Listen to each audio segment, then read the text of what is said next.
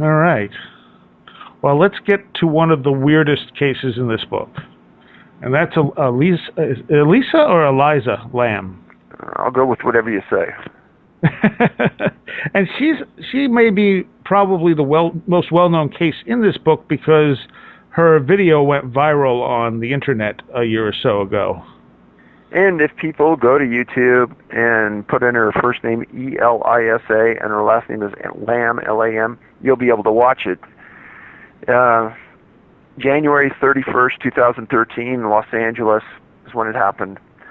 And I'll first talk about the location. It's the Cecil Hotel, 640 South Main Street in L.A. Depending on where you read it, it opened in 1924 or 1927. It has 14 floors. There's 4 water tanks on a platform on the roof. The roof is restricted access. It's locked. You can't get up there, and it's alarmed. The hotel is an advertised location for business people, but most people would consider the area it's in as a skid row. Some history behind it is a guy named Richard Ramirez, who was known as the Night Stalker. He was convicted of 13 killings between 84 and 85. He lived on the 14th floor for $14 a night, and some people called his killings satanic. In 1991, an Austrian named Jack Untweger came to the U.S. and lived at the Cecil. He supposedly was a journalist covering crime in L.A., and he lived at the hotel for 5 weeks and killed 3 prostitutes in his room. In 1964, Goldie Osgood was staying in the hotel. She was stabbed, raped, and killed there. Oh, man. In the 50s to the 60s, the Cecil got notoriety as a location with the most suicides. In 54, a woman named Helen Gurney jumped and killed herself. In 62, Julie Moore jumped and killed herself. In 62, again, a woman named Pauline Otten jumped out the window, landed on a pedestrian. Both were killed. And what I say in the book at this point is I say, wouldn't you like to know the history of the location you're staying in? Yeah. Well, how about the history of the room you're staying in? Would you be comfortable staying in the room that Richard Ramirez killed 13 people in? You know, I would at least like to be aware of it. Man, you're brave, sir. I wouldn't want to stay there. Because that way, if something odd happened or I started feeling weird, I might be able to connect to why. Yeah, until you're flying out the window looking at concrete below. True. And then that says, did these activities in this place cause this place to get a bad vibe that caused these things, or is it the location all along? Cause and effect, who knows, right? Yeah. So Elisa Lam, she was a psychology student from University of British Columbia. As by chance, UBC is a case I've written about 2 other students who disappeared under unusual circumstances. And she was on a holiday break. Her Chinese family owned a restaurant in a town called Burnaby, just outside of Vancouver. She rode Amtrak to L.A. She got a room at the Cecil. Now, why she went to the Cecil, we'll never know. But while she was there, she went to San Diego Zoo. She saw Conan O'Brien's show. And we know this because of Facebook posts. Her friends stated she would never drink alcohol and would never smoke or use drugs. She called her parents daily and reported in just to keep in touch. And her parents knew something went wrong when she stopped calling. So her parents called Vancouver police to report her as a missing person, and Vancouver in turn called LAPD. And LAPD in turn went to the hotel and brought in search dogs to scour the hotel from the basement to the ceiling. And they brought dogs to the ceiling, up onto the roof, and no scent was picked up. Nothing suspicious was found. No locks were tampered with, nothing was broken, no alarms were malfunctioning, everything worked. Now on April 14th, LAPD released a CCTV footage of Elisa on the elevator in the hotel. She was wearing black shorts, a red sweatshirt, sandals. She enters the elevator, she presses the buttons, and backs herself into the corner. People say she looks frightened. Some say she's talking to somebody. She turns around and peeks out into the hallway. She goes in and out of that elevator a couple times. And eventually, she the elevator won't move even though she's pressing buttons. And she exits, and she's never seen again alive. Now, fast forward to February 19th, 2013, and residents in the hotel are complaining about low water pressure. A maintenance man takes a ladder to the roof, turns off the alarm to the door, unlocks the door, and goes up onto the roof.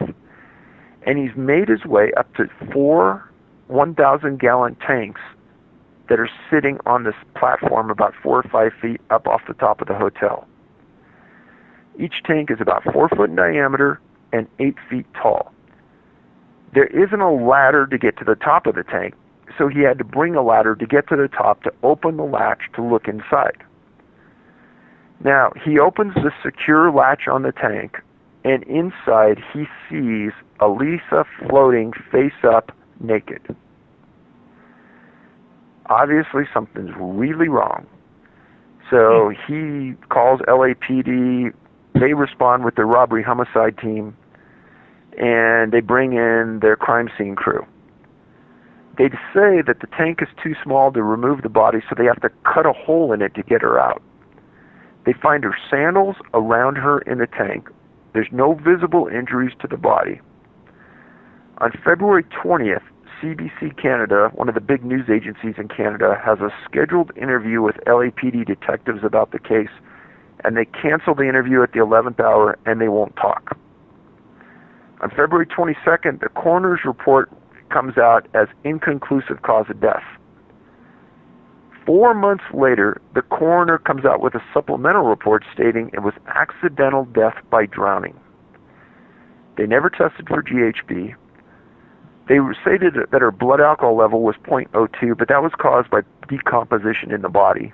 That tends to put your blood alcohol level a little bit up. I requested and got a 27-page coroner's report from the LA coroners. I requested a copy of the LAPD report on the case. I was denied. LA said they wouldn't release their police report. The coroner's report listed that her clothing that was found in the tank was exactly the same that was seen in the elevator footage. They stated that it wasn't suicide and there was no foul play involved. What I write in the book is you gotta think logically here. If the death was accidental, you must believe Elisa went to the roof, somehow bypassed a locked door, somehow bypassed the roof alarm, somehow managed to walk up the side of managed to get up the side of a slick tank with no ladder, managed to get inside the tank, managed to take off all of her clothes, and then she drowned.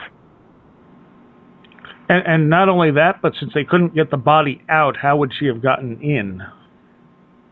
You're singing to the choir with that statement.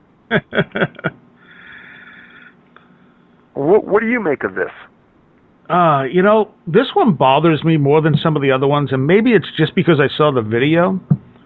But when I first looked at this case, I mean, it's not only puzzling, but you can really feel for her when she's sitting in that elevator, just kind of freaking out.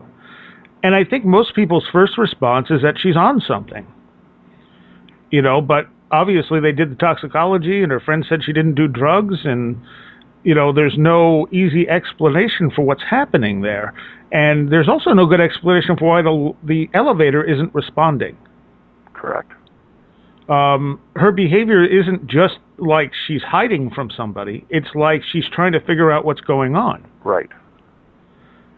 And then, of course, again, as you said, how did she get to the roof? How did she get inside there? I mean, why would she get inside there?